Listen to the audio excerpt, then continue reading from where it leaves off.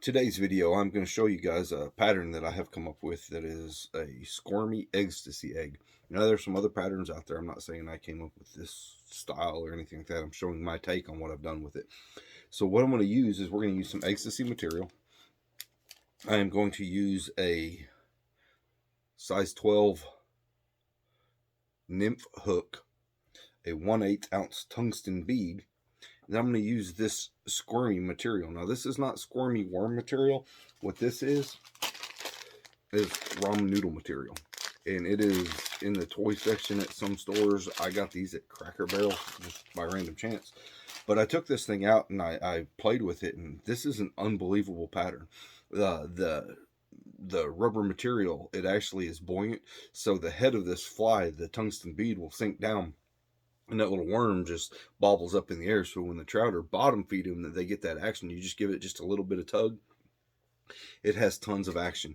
I'm not saying this for a video sake or anything like that, but I literally was catching 2 to 3 fish to the one that I would catch before. At one point, I went out the other day and I had 27 casts in a row that every time I threw one of these to them, it hit it. So unbelievable pattern. So this is how I've tied mine.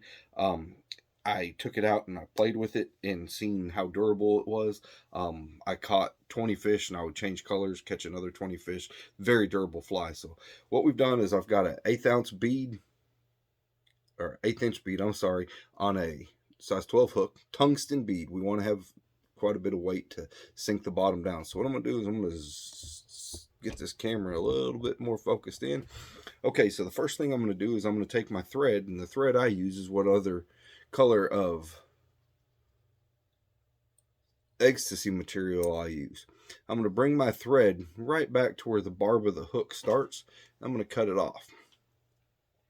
Again, there's a million ways to do something. This is the way that I've done mine, and I really like it so far. I'm going to take some super glue. I'm going to take the super glue and I'm going to brush on a little piece right there.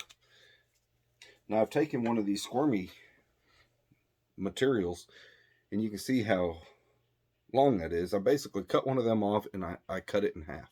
So what I'm going to do is I'm going to sit that on the glue, and I'm going to take a couple loose wraps over my material.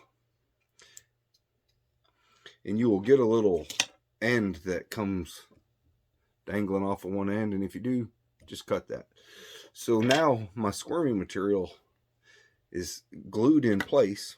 I'm going to take my eggstasy and I'm going to just tie it right in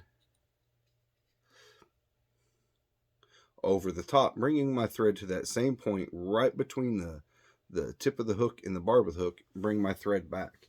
Then I'm going to take my eggstasy and I'm going to wrap it as taut as I can get it.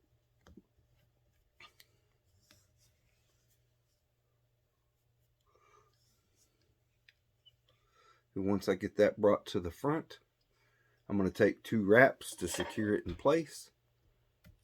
I'm going to cut that piece loose. I'm going to fold it to the rear, put several good wraps on top of the head to kind of lock the material in place.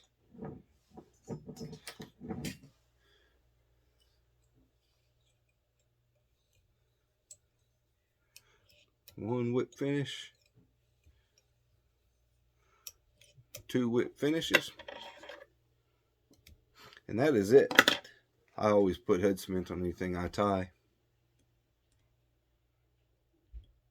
But this material has so much action that it's insane. When this fly is in the water, it's going to land like this.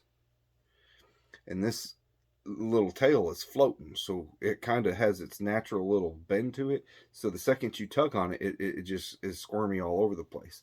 And I'm telling you guys, I've never seen anything like it. Me and 2 other guys went out the other day and we're fishing at the Blue River in Oklahoma. And in one day, between the 3 of us, had over 250 fish with these flies. They're unbelievable. So anyhow, guys, this is an easy fly to tie. It is super durable. I have yet to break one. This material is awesome. It's buoyant. Good fly, easy to do, and I've not seen a bunch of them around. So tie you guys up some and try them out and tell me what you think about them.